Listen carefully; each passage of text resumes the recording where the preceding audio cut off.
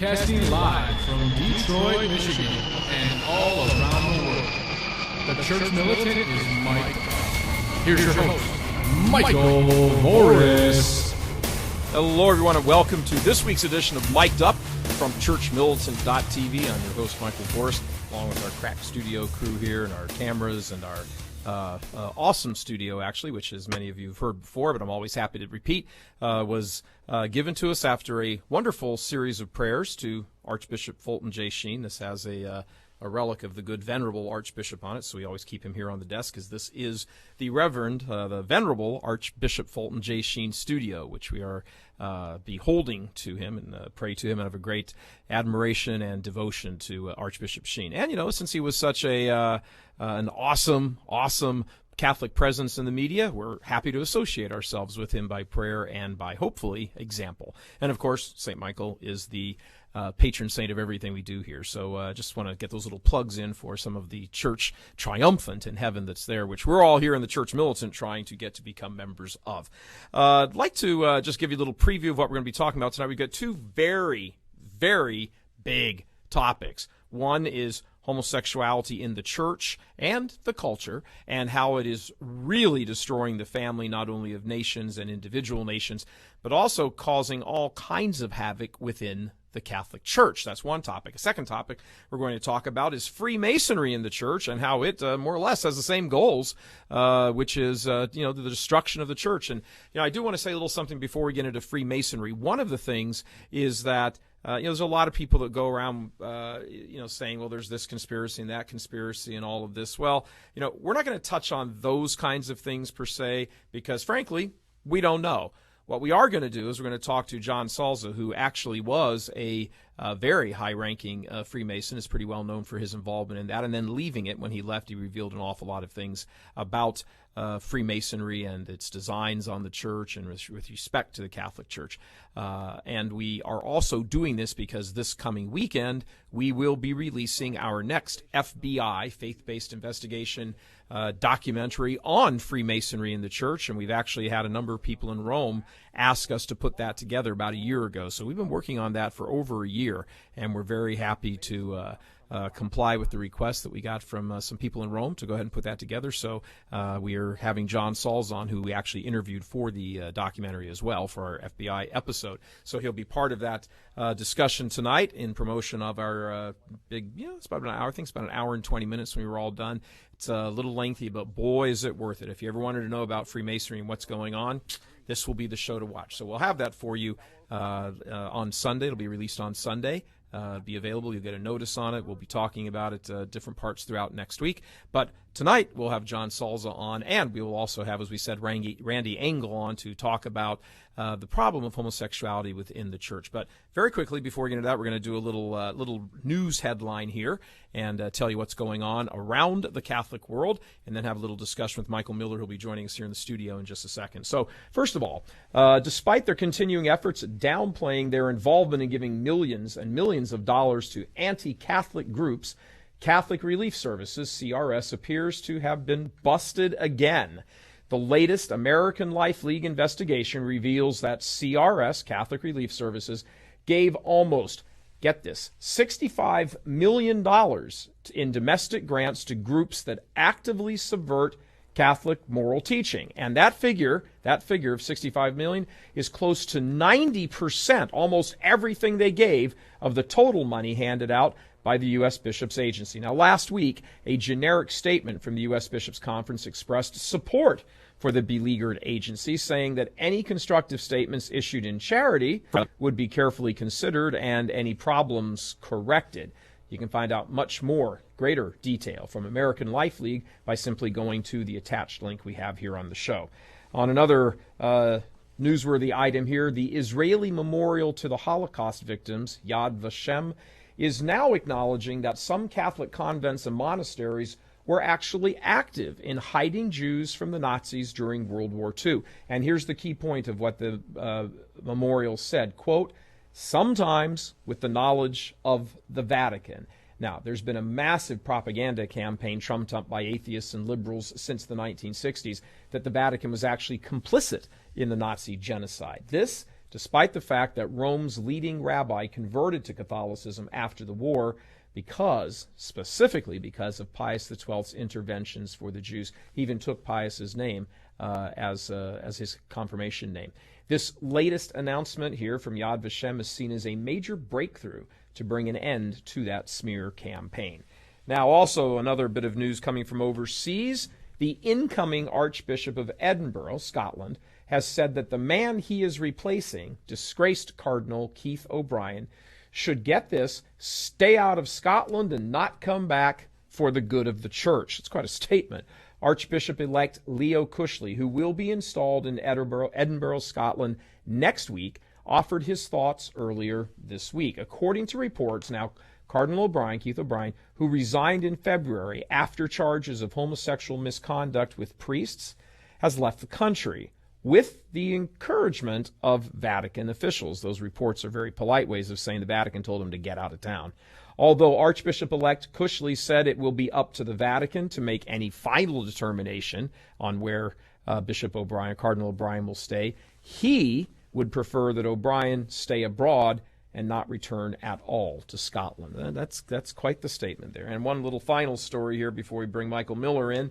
Closer to home for us here in the Detroit area, but with possible ramifications for the entire nation, a federal district court judge has ruled against a Michigan company looking to get out of Obamacare's HHS contraceptive mandate. The company, the MK Chambers Company, is completely and totally owned by two faithful Catholics. The judge, Denise Page Hood, an appointee from Bill Clinton, said that the courts have ruled that exceptions to the HHS mandate apply only to the actual company as a corporate entity and not its owners or officers. Now, in turning away the request, the court adds to the growing body of conflicting rulings, which are, of course, going to need an eventual review and decision by the U.S. Supreme Court.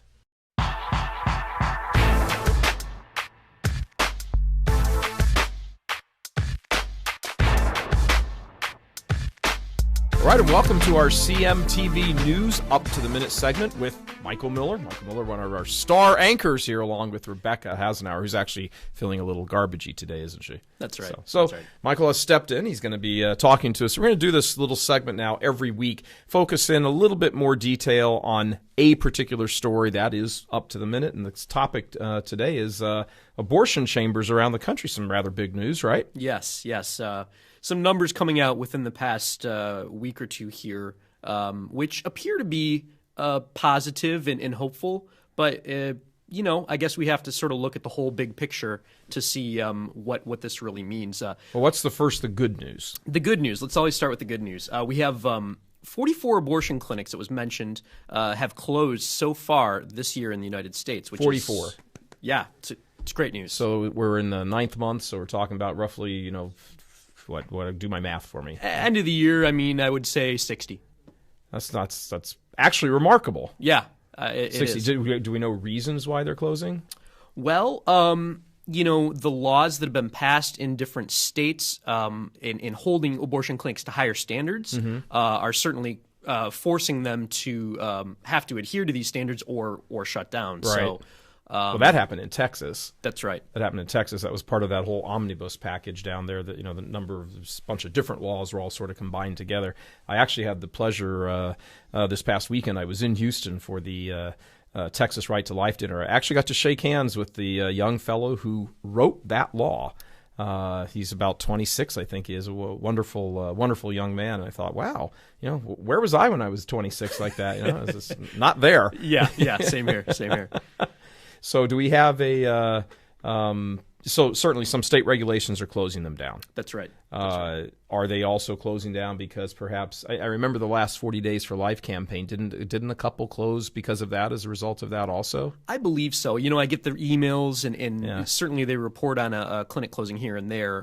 So you can attribute that to the pro-life presence in front of those clinics, certainly. Sure, absolutely. However, as you said at the beginning, we have to sometimes take a look at the good news relative to all the news and the whole picture. And I guess when you and I were talking earlier today, when you came across this, that it's not get rid of the abortion chambers.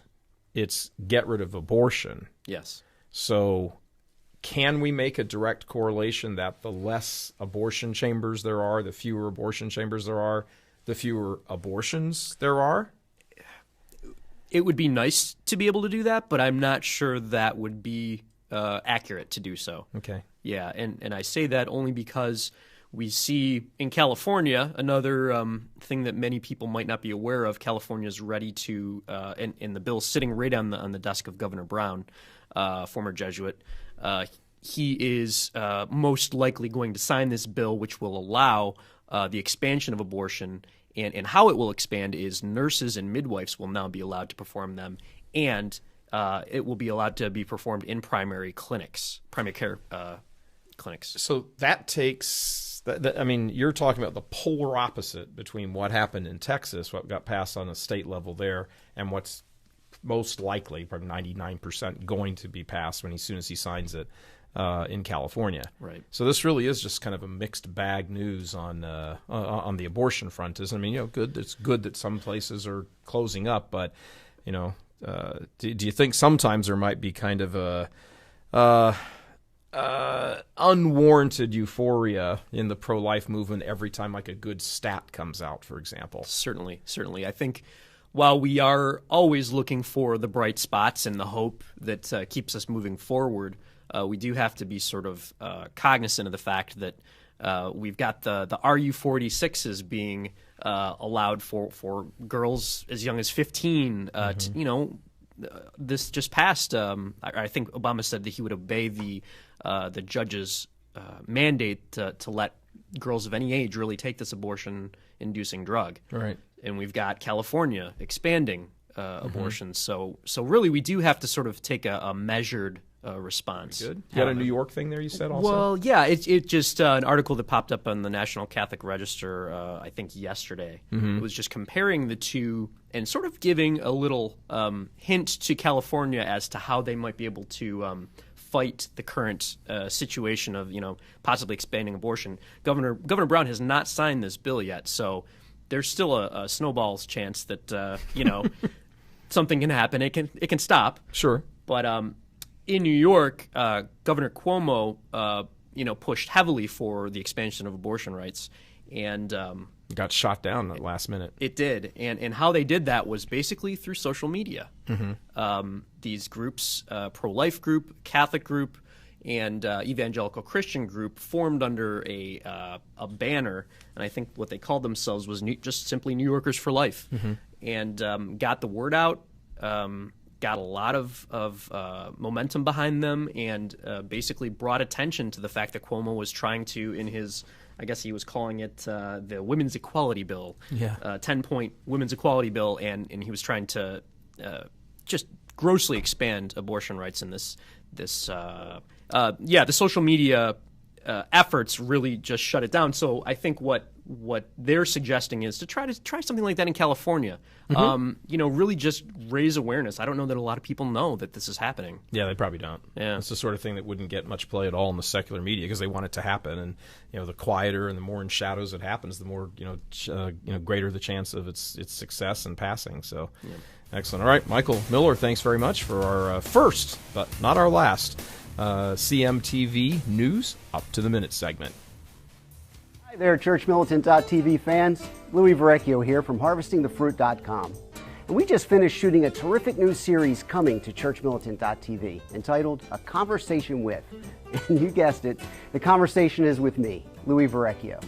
Host Simon Rafe and I discussed the Second Vatican Council in great detail, and it's definitely something you're going to want to check out. These past few days here at the Venerable Archbishop Fulton Sheen Studios at ChurchMilitant.tv have been just great. The crew around here works extremely hard, and when you support them by signing up for a premium account, not only will you be able to see my new show on Vatican II and much, much more, but you really are supporting a terrific apostolate here at ChurchMilitant.tv. So please, click on the link and get your premium account today. God bless.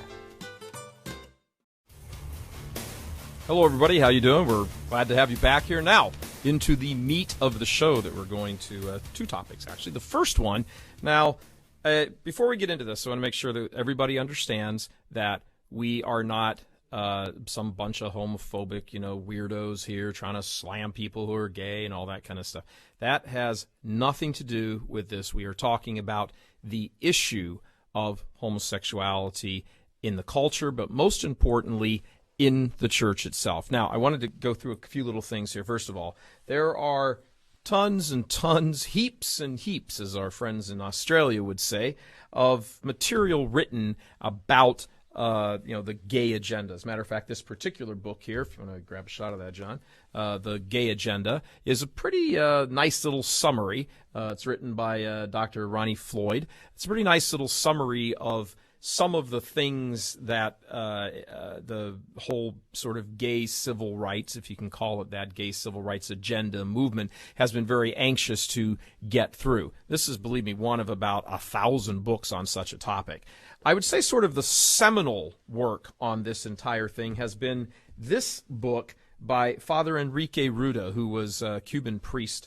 The name of the book is The Homosexual Network. Now, if you try to find this thing on Amazon, it's hundreds and hundreds of dollars. A viewer was kind enough to send it to us so that we have a nice copy of good research. I'll be able to talk sooner or later, folks.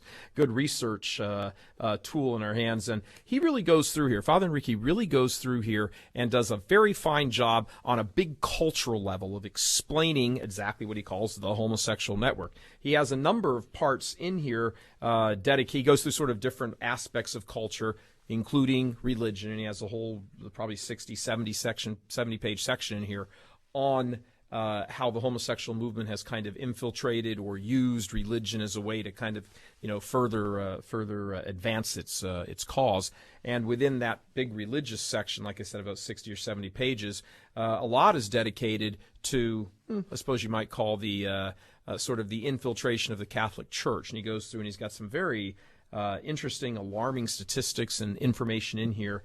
So this is kind of the seminal work that it was written by a Catholic priest.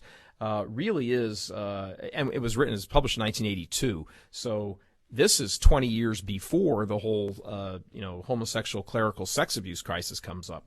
If you have a way to get a hold of this book, if you have an extra few $100s, or you know somebody who has it, I would really, really suggest you read it. It is marvelous, fascinating in the sense, not marvelous in the sense of it's good, marvelous in the sense of the research and the detail. It's extraordinarily eye-opening, so leave that here on the table also. But with regard to that 60 or 70 page section, much of which is dedicated to the homosexual infiltration of the Catholic Church, we have on that specific topic what would probably be considered by many to be the seminal work with regard to it, called The Rite of Sodomy, Homosexuality and the Catholic Church. And the author of this is Randy Engel. Now, I'm not quite sure how to say this, but this is a 1,300-page tome, which goes into practically everything that you could imagine about the widespread acceptance and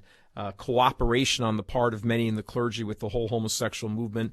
Not unsurprisingly, that because a huge number of the clergy are involved in this as either being, A, actively homosexual themselves, B, sympathetic to the homosexual cause, or C, actually supportive of it because they understand the way the politics and all of this works, and they want to advance their careers, so they don't touch that third rail in the Catholic clergy of homosexuality because they're afraid that as Pope Francis used the term, the gay lobby will come out against them and ruin their careers. And we've heard from quite a number of priests and some monsignors, and had it confirmed for us by some bishops that in many cases that is exactly what happens. So to discuss this here further, and don't forget, after our commercial break with Randy, we're going to come back and we're going to talk with John Salza about Freemasonry. And we actually put these two topics together because they're both sort of aimed at the same thing, which is the destruction and the diminution of the Catholic faith. So first of all, we're going to bring Randy Engel live online with us here. Randy, how are you doing? Good evening. Good evening. It's wonderful to have you on the show. Thank you for being on. Thank you very much. I know there's a lot of people out there praying for a very successful program on a very difficult topic. It is a very difficult topic. I think the first thing that we probably want to say, I mean, you are the author of this, and I've got to imagine that as a good, solid, faithful Catholic, writing this was probably a very painstaking, hurtful thing to do. Is that right? Yes, I would say that was absolutely true. It's a very depressing topic. And one has to be careful when one is dealing with perversions of this kind that one doesn't get burned oneself. But I have to say that God was good to me, and after 17 years, it finally made it into print. Do you? What would you say is probably the most? I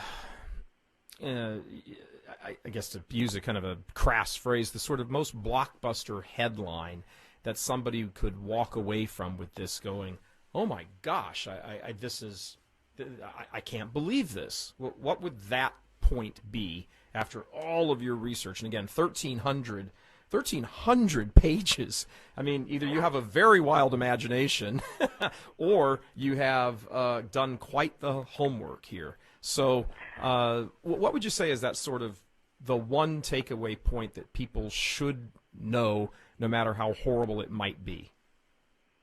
Well, I think it is that in reading The Rite of Sodomy, it used to be if you were a virtuous person, you didn't want to know or you didn't have to know about the issue of homosexuality or any other the sexual perversions. It was almost a form of self-protection, and also you were keeping away from a possible occasion of sin. But that's all changed now. We are at war with the organized forces of sexual perversion. And in order to do battle against these forces of darkness, the Catholic laity simply has to put aside any of these reluctance to look at reality and just decide that I am going to become informed on the matter. If there are questions, I'm going to, investigate further. People needn't take, what I write word for word, and they're free to examine the text. They're free to examine the thousands of footnotes. And if I'm in error, they're free to inform me of that and let that be. But you just can't stick the proverbial head in the sand anymore. The stakes are just too high. Mike, when this whole battle started, at least came to the forefront, we used to look at that, the famous alphabet. It started off with the so-called gay and lesbian movement. So we had the G and L movement. And then that was quickly followed by the B, which was the bisexuality movement. And then that went from there to the double T, which stands for transgender and transsexual. And then we had the S&M for sadomasochism. And in the wings, we've got the three Ps. We've got pedophilia, we've got pederasty, and we've got what the homosexuals call polyamory, which is just another version of polygamy. And then to add it all up, we have bestiality. So it's not, we're talking about homosexuality, but we really are directing the comments to the whole range of these sexually deviant initiatives. Let me ask you, Randy, we have been, again, we have a few minutes to talk about, research that took you an awful long time to compile, phone calls, visits, interviews, the whole bit you put into this 1,300-page book here. And in Chapter 15, you dedicate Chapter 15, so to speak. It's called The Special Case of Joseph Cardinal Bernardine, who was the Archbishop of Chicago. I think if we're going to pick out anything to, sort of just make sort of a jumping off point to help people understand. I mean, the large issues of this, I think good, faithful Catholics understand the danger that homosexuality poses to the family and, good, healthy development and, that sort of thing. But specifically within the Catholic clergy, you dedicate an entire chapter here, an entire section of the book to Cardinal Bernardine. Why? Yes, because next to the early cardinals who were homosexuals, Cardinal O'Connell of Boston and Cardinal Spellman of New York, the next in line really was a Cardinal Bernardine, because he had such great influence on the selection of additional homosexual candidates for the bishopric. And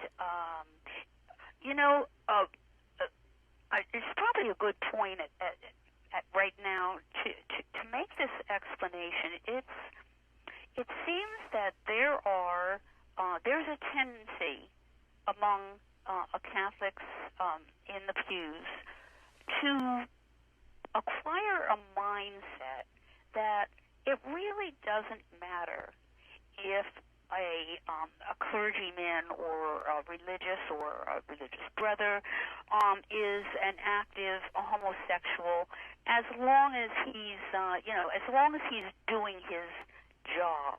And most times they do it rather charmingly, and so they seem to be quite capable of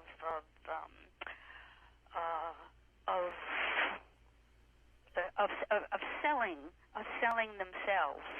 And this is the point that needs to be made is that the cleric who is living, or the bishop or the cardinal, who is living an active homosexual death style, is almost identical to his secular brother, in the sense that there seems to be this state of denial, which, oh yeah, we know brother so and so is an active homosexual, but he's really a good guy. Well, he's not like his secular brother, who is out there using porn or using drugs or engaging in male prostitution or involved in domestic violence. He's not involved in suicide and murder and all the rest of the violence associated with the homosexual death style. And this is such a monumental error, because in fact all we have to look at is the billions of dollars that have been spent to pay attorney's fees for the whole criminal pederasty scandal that has besieged the church, to understand that the clerical homosexual is just like his secular counterpart, only he has a collar on. Let me interrupt you for a second, Randy. And I think that's a very good point for people to realize. I mean, we have Bishop Lacey, I believe his name was, up in Nova Scotia, who used to take trips, Canadian bishop, used to take trips over to Thailand, which is a massive, underage sex market. He'd take plane trips back and forth and back and forth. He got stopped. Somebody tipped off the Canadian authorities when he was coming back into Canada.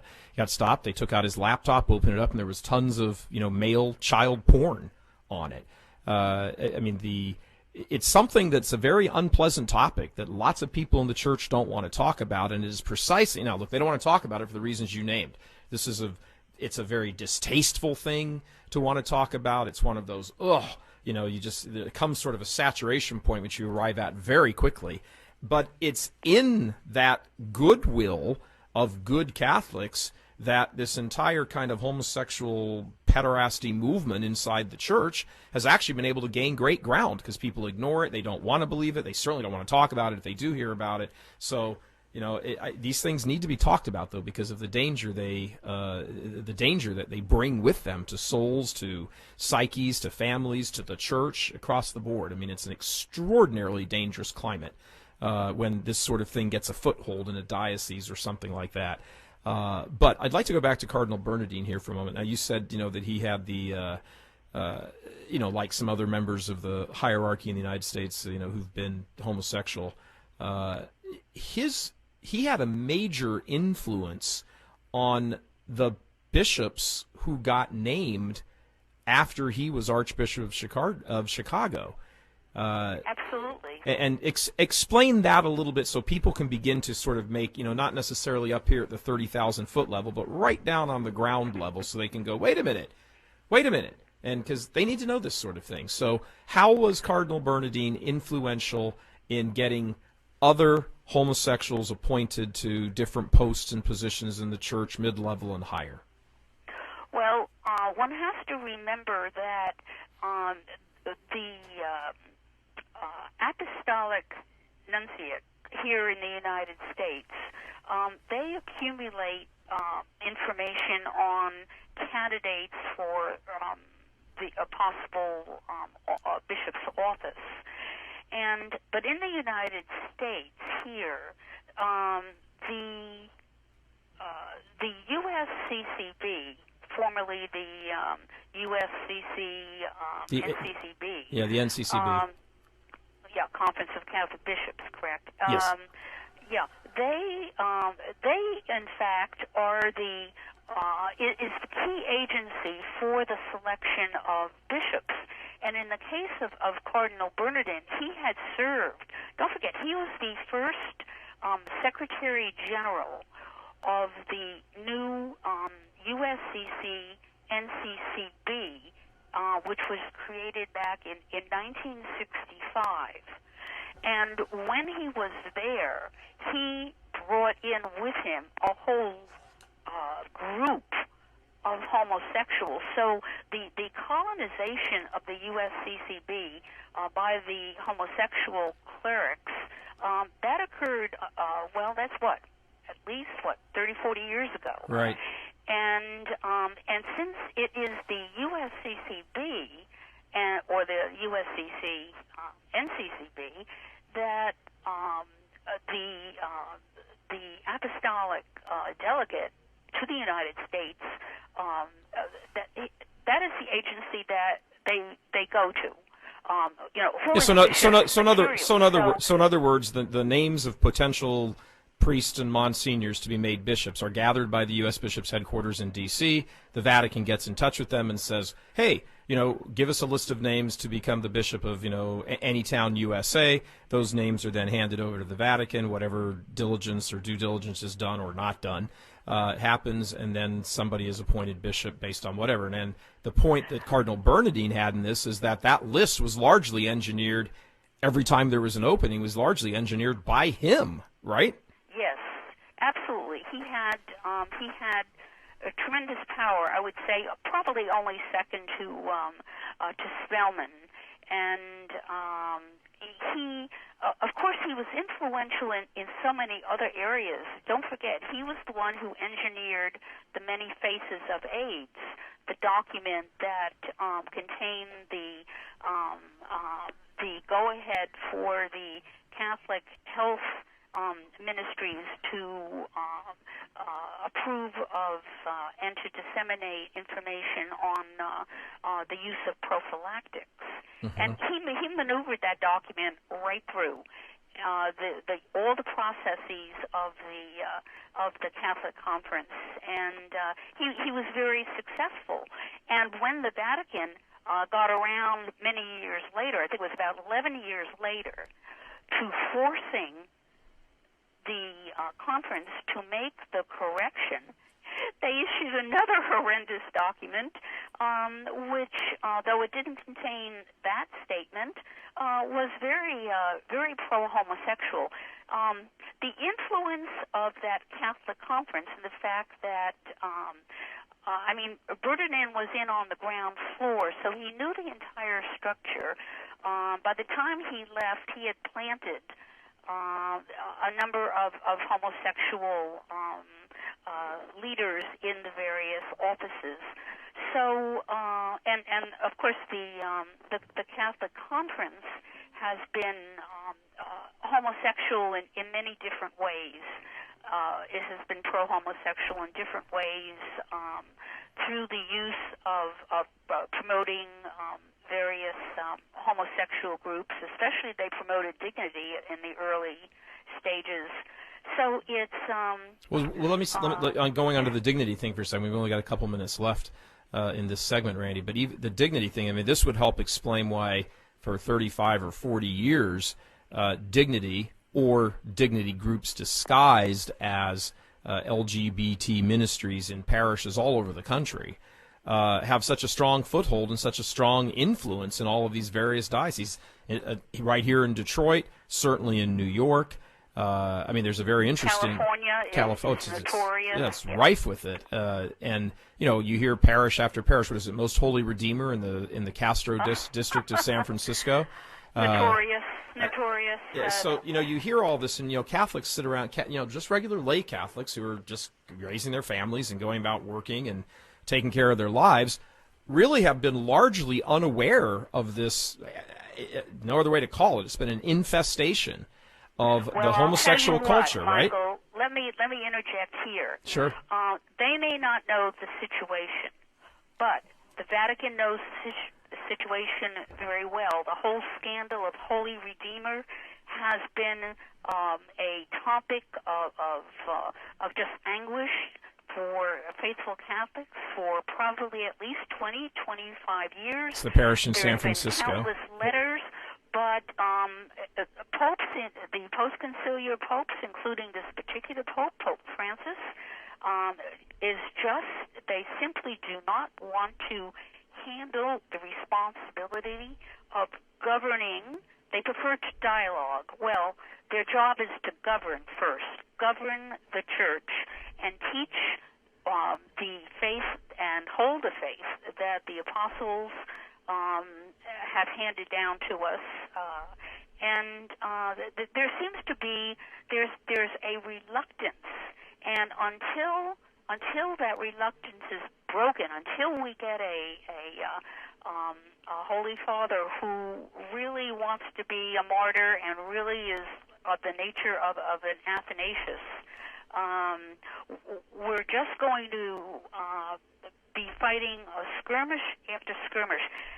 The Catholic Church is a hierarchical church, and in the end, the buck stops with the Pope. That is the story. If the Pope is a great Pope like St. Pius X, well, then things go well. If they're less than that, things tend to fall apart. But yeah, Randy, we've just run out of time in this segment. I have to leave it at that. But that is certainly true, and I can second what you're saying from our various trips to Rome. There is a great sense of reluctance.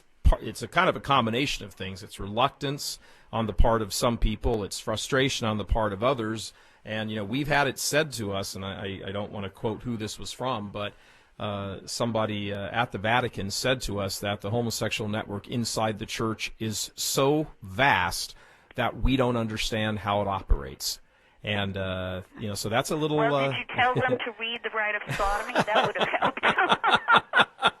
I want to give you a plug again, Randy. We have on the website how people can get to your book and purchase it, read it. It's marvelous work you've done, and horrible, distasteful subject and topic, but unless the laity who don't really have a dog in this fight and can just commit themselves to the truth because their careers and egos and friendships and all of this aren't wrapped up in it, until the laity step up and try to do something about this, I'm afraid that. That's we're going to have, as you said, just continuing skirmishes. So thank you very much for your work, Randy. God bless you very much, and thank you for joining us tonight. Thank you, Michael. God bless. God bless. Thank you. All right, everybody, we're going to be right back after this commercial break where we are going to be talking about another distasteful subject, but again, one that people need to know, Freemasonry and its effect on the church. We'll be right back right after this. The Restoration Retreat, the second annual Retreat at Sea from churchmilitant.tv. We invite you to set sail with us this January the 12th for a 7-day retreat at sea to discuss the who, what, where, when, and why of what has gone wrong in the church for the past 50 years. The idea of a Catholic restoration is an immensely dense topic and will undoubtedly take a week's worth of conferences to truly understand. There are many questions circling the minds of faithful Catholics. Why have all my children left the faith? How have I become the crazy religious person in my family? What can I do to restore the faith? How can I get others involved? How did we get here, and where are we going? All that and more will be on this year's Restoration Retreat from churchmilitant.tv. Retreatants will be afforded the opportunity for a true spiritual escape from emails, ringing phones, and noisy neighbors. All the rigors of the worldly life will be paused for a week of daily mass, confession, exposition, benediction, Eucharistic procession, and the Holy Rosary. All in addition to the daily conferences, terrific weather, and delicious meals with great Catholic conversation. Please click the link, and we'll see you in January. All right, hello everybody. Welcome back to churchmilitant.tv's Mic'd Up, our live show every Wednesday night at 8 p.m. Eastern, where we have some, really smart, informed people on here. And I have to say, those of you who have watched us some pretty much near the beginning of, coming up on a year or so ago, we've had some fantastic interviews on this show, week after week. We've had Robert Spencer talking about Islam. We've had a number of authors talking about their books about, the various problems facing the church. And, we are absolutely committed, and you won't hear this in many other Catholic media outlets, but you will hear it here. You have our pledge that the things that people don't want to talk about in the other places, we will talk about here, because you know what? We don't have a dog in the fight. We aren't tied in any formal way to the establishment church. So we can say whatever we need to say and whatever needs to be said. And, some people don't like that. Oh well. There's other media outlets that people can go to if they want and just want to hear about all the roses and, pansies and things growing up in the cracks and looking at this beautiful thing. We prefer to talk about the devastation and destruction, not because we prefer that, per se, but because it needs to be talked about, because in the ignoring of it, there is a very unbalanced perception of how things are in the church. That, if you talk to some clerics or read some statements, you'd think there's nothing wrong in the church except we need to take up bigger collections for social justice. Aside from that, everything's fine. Well, many of us know that is not the case by any stretch. So that's why we talk about what we talk about, and you're welcome to tell your friends to join us. I see we got about 600 people, roughly, if I see I don't have my glasses on, so I can't see, but 500 or 600 people sitting in the chat room right now, and then live during the broadcast, and hopefully many thousands more watching it in replay later on in the week and over the weekend. So our next topic that we want to talk about, and our next guest, the topic is Freemasonry, and what a sort of devastating impact this ideology can have on the world, and that it really is sort of, you might want to call it an anti-church. It's something established, and it faces the church. It's an enemy of the church. Now, most people don't think of it that way because they just see like Masonic lodges and, guys with funny fez hats like the Shriners, and they go around and take up collections for children and all of that. And and it's certainly not that that's not true. That's not the issue. But there's something much more to the to Freemasonry than just kind of a philanthropic group of a bunch of do-gooders. And we know this from a number of sources, but one in particular who's joining us right now live on his Skype line, John Salza. I just introduced you as somebody who's an expert on Freemasonry. As a matter of fact, you are you're one of the interviews in our documentary that we're going to be releasing, our FBI documentary on Freemasonry this weekend. And we got in touch with you because you are a pretty well-recognized expert on the topic, and there's a reason why you are so recognized and respected on this topic, isn't there? Yeah, there certainly is, Michael. I'm a cradle Catholic, by the way, and I've given my background on a number of shows, but I was lured into the lodge after law school, and it was presented to me as a way to increase my business contacts for my newly founded profession, and that's very common. Now, when you say the lodge, you mean Freemasonry? That's right. When I say the lodge, I'm referring to the institution of Freemasonry. Okay. And I went into the lodge. I spent 3 years in Freemasonry, during which time I ascended to the ranks of the 32nd degree as well as the Shriners.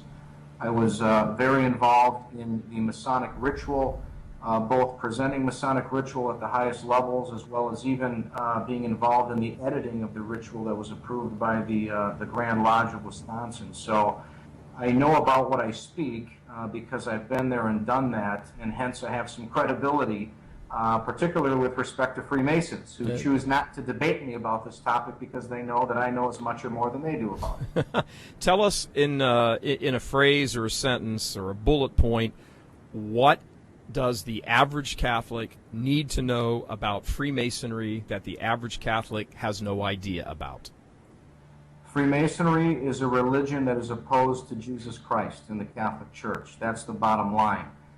Freemasonry has all of the trappings of religion, and even though Masonry it doesn't call itself a religion, it teaches religious ideology in the lodge room, namely that it doesn't matter what you believe individually, so long as you adhere to the precepts of the teachings of Masonry. Be a good Mason, you can gain admission into what it calls the celestial lodge above, where the supreme architect of the universe presides. And hence, right there is a contradiction between our faith and the Masonic faith. Mm-hmm. As Catholics, we believe that Christ is the only way to salvation. He said, I am the way, the truth, and the life. No one comes to the Father but by me, through his church. And Masonry effectively says, take Christ or leave Christ, but if you want to be a good Mason, you're going to get to heaven anyway. Now, many people don't know that Freemasonry has been the most condemned thing by the popes in all of church history. That's shocking.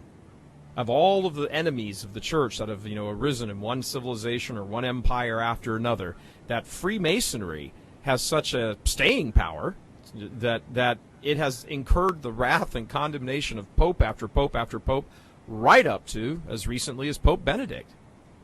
That's correct, and I'm glad you pointed that out, because I was able to prove that, Michael, in the two books that I wrote on Freemasonry, Masonry Unmasked, and then Why Catholics Cannot Be Masons, which has an imprimatur of the Bishop Thomas Doran, and he's an Orthodox bishop.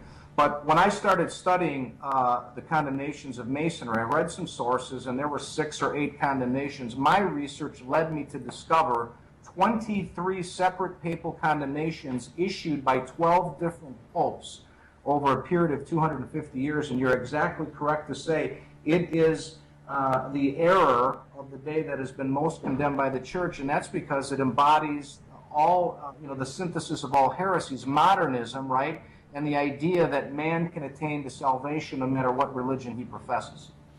Why did Freemasonry get established it was a bunch of guys sitting around saying, hey, let's figure out a way to tear the church apart and sneak in there and infiltrate it and set up kind of a, what would become to be called the New Age movement? Or what the genesis of this was not some big anti-Catholic thing, was it? I mean, at least way back in the day.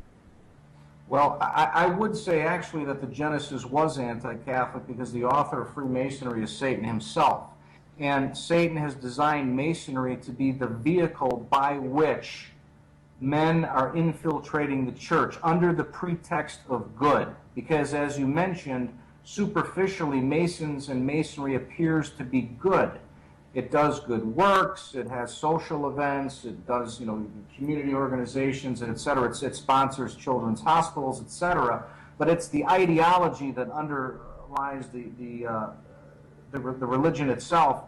And the Masons themselves wrote a document called the Alta Vendita in the early 1800s, and this document was discovered by the Church. It was published by Pope Gregory, and again by Pope Leo XIII, whereby Masonry effectively states its intention to infiltrate the Roman Catholic Church in order to undermine its theology. And it wanted to do that, Michael, by promoting liberal theology at the seminary level and even at the grade school and high school level throughout Europe, so that it would inculcate its ideology in young people, which would eventually infiltrate into the seminaries and ultimately into the Catholic Church. So this has been a very specific design of Freemasonry for centuries. Let me ask you then, John, do you think that as you look at anything that has kind of bubbled up in the church in the last 40, 50, maybe 60 years, as a Freemason, former Freemason, who was aware of all of this firsthand, can you sort of detect, or maybe a better way to say it, I was going to say detect the fingerprints, but perhaps a better analogy might be, can you recognize the stench of Freemasonry, for example, in the what Randy Engel talked about with us in our last segment, the infiltration of homosexuality into the clerical ranks. Can you see a connection there? I do. I think the homosexual crisis, though, is a consequence of the compromise of doctrine. Remember that the church teaches that where the doctrine is compromised, the morality is going to be compromised because the doctrine has been weakened, okay? And when you talk about the stench or the stamp of Freemasonry, I'm not saying this. Our Lady herself said this at approved apparitions at Quito, Ecuador, whereby she said that Masonry would infiltrate the church in the 20th century. And I talk about this in my books. And I do see the stamp in the teachings of the Second Vatican Council. While not all of the council said was bad, the notion of liberty, equality, and fraternity, which are Masonic principles, did come forth in the council through teachings on religious liberty, on collegiality, and on ecumenism. And when you have Freemasons praising some of the teachings of Vatican II, and I again quote their teachings. Yves Mossadon was one of the Masons who wrote a book, Ecumenism Viewed by a Traditional Freemason. When he begins to praise the teachings of Dignitatis Humanae at the Second Vatican Council, where the council said that man has a right to religious liberty, that can be interpreted either in an Orthodox way, if you say that that right means he must worship only in the Catholic Church, or in the Masonic way, which means he has a right to worship outside the church. Now, the church didn't explicitly say that, but it could be interpreted that way, and that's why Masons believe that they conquered through the council's compromise teaching. So let me ask you this, John. When we talk about sort of an infiltration or a stamp of Freemasonry within the church, do we mean that there are active Freemasons disguised in the church, or do we mean that there are people in the church who have simply kind of fallen prey, good people who have fallen prey to Masonic influences, perhaps not even realizing it? They've just sort of accepted and, drank the Kool-Aid, so to speak, without realizing what the flavor of the Kool-Aid is. Or is it both? It's both. It is clear that there are Freemasons inside the Vatican. It has been documented by me and other people. I'm going to refer you, Michael, to the book I just published called The Consecration of Russia, dealing with Our Lady's prophecies at Fatima, whereby we do provide source documentation for the contention that there are Freemasons in the Vatican, but it is also good men who have been duped by the ideology of Freemasonry. For whatever reason, we're not judging their subjective intentions, only the objective facts that they have fallen prey to this ideology, and it's run rampant throughout the church. Now, let me ask you on that second group, the first one, that there are active Freemasons hiding in the church, is one topic. Let me lay that aside for a moment and concentrate more on the second one, that there are people, good intentions, who simply don't realize the extent of the damage that they're causing or contributing to because they simply don't recognize it as Freemasonry. What are some of the hallmarks of that problem? The biggest hallmark is a lack of understanding of the dogma, no salvation outside the church.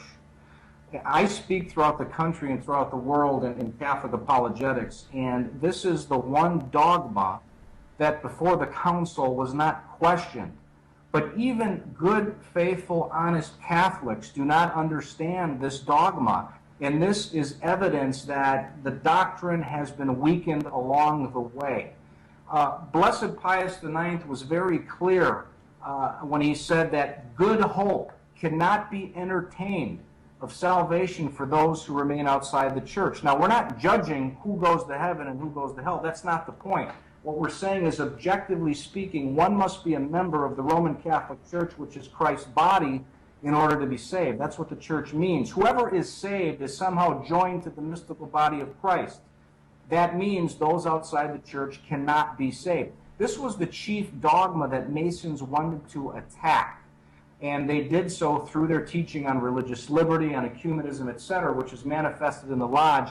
And this is where I see the biggest problem, a failure to understand the church's teaching that there is no salvation outside of Christ in the church. Now, when we're talking about things like, that they're, religious equality, not so much religious liberty, although that's an issue too, but religious equality, which, of course, if all religions are the same and, you're just one is as good as the other, more or less, those notions, one of those notions is the notion sort of born of the French Revolution, right? Now, you go into some detail and do some other experts on Freemasonry that many of the great social upheavals, the great social revolutions of our time that, we are all children of, these things come from the machinations of many Freemasons, the French Revolution, the Bolshevik Revolution. You make that point, and so do many others. Elaborate on that a little bit.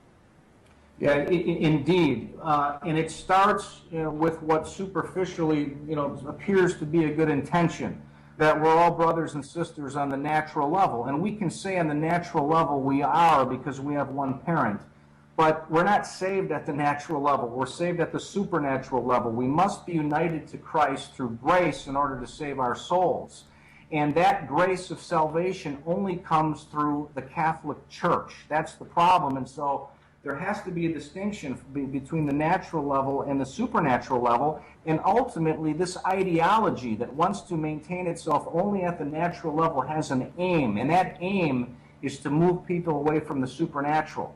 It ultimately wants to divert people away from the truth of Jesus Christ and the church. So it is not just this feel-good ideology at the natural level. It is a pernicious error whose aim is to ultimately destroy the church, and that's why we're speaking out on it. That's it. Well, first of all, God bless you for saying all this stuff, John, because it needs to be said, and you've obviously dedicated your life now to making sure that all of the errors of this and the deceptions get cleared up. We got a number of phone calls stacked up and some Twitter messages here, but I'd like to ask you, if we're going to take a phone call from you, if you could just please, we've only got a few minutes left here with John. We don't want to use up all of his time, listening to a question. So we have one caller on the line here and a couple others stacked up. If you can just state what your question is very quickly and let John answer it, that would be great and helpful for all of our other viewers. So Ismail from California, you're on the line.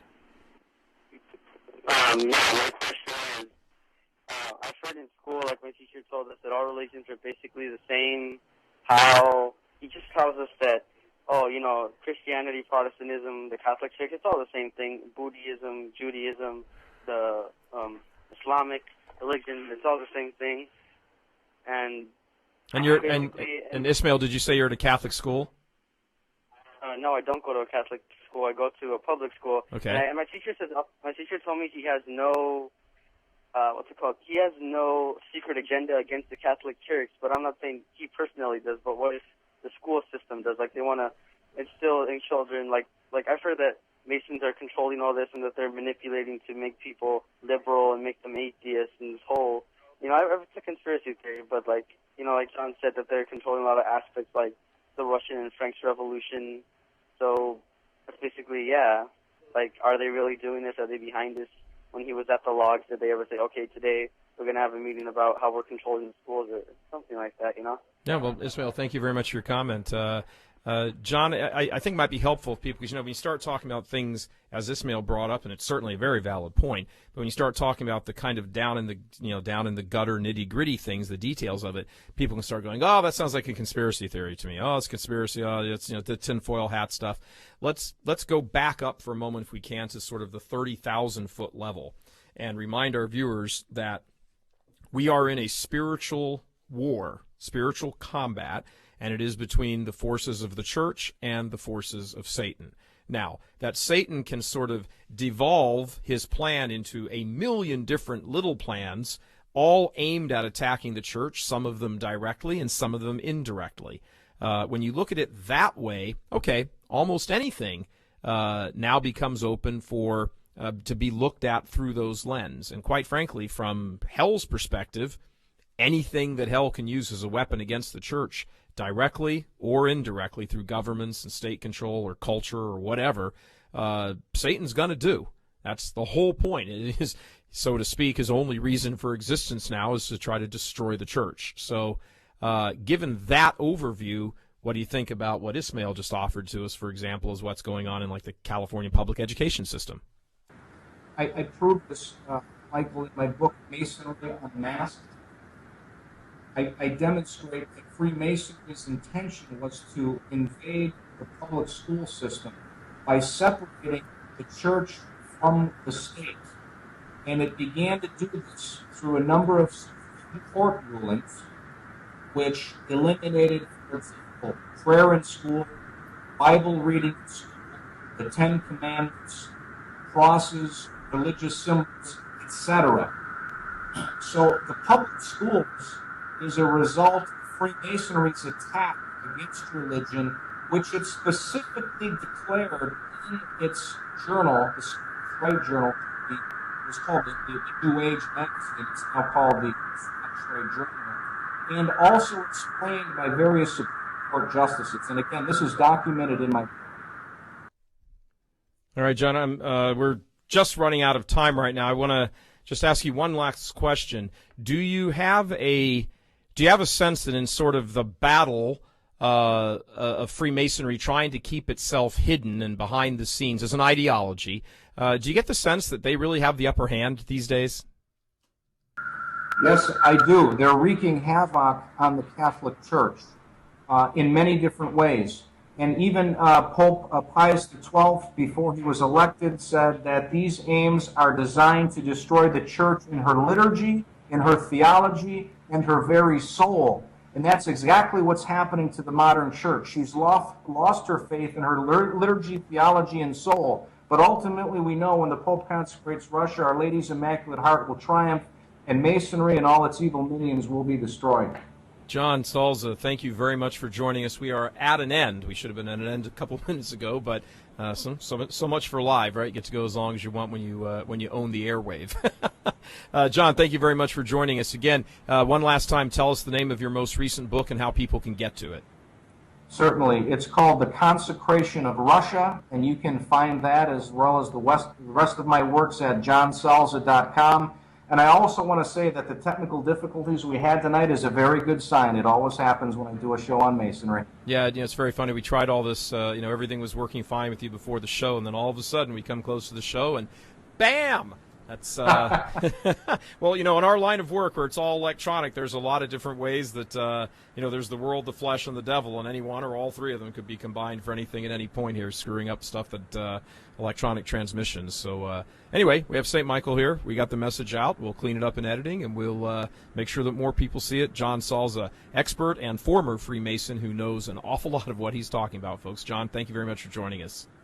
And thanks for your witness, Mike. God bless you. All right, everybody, that wraps it up for this week for Mic'd Up here at churchmilitant.tv. We see that I'm sorry we just couldn't get around to all of the calls, and we see a bunch of tweets. We promise we'll get to them. We're still trying to get some of the technicals ironed out here, but we get flooded like this with hundreds and hundreds of viewers live, and they're running into all the Skype problems. What are you going to do? But the point is, take the show, pass it around to people, talk about it.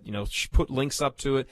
Get these discussions going in the church. We need to talk about these things. And please do not forget this weekend, the weekend of, what is that, the 20th, 21st of September, we're going to be releasing our Freemason FBI faith-based investigation. We've been working on it for more than a year. It is chock full of information that you need to know if you're a Catholic.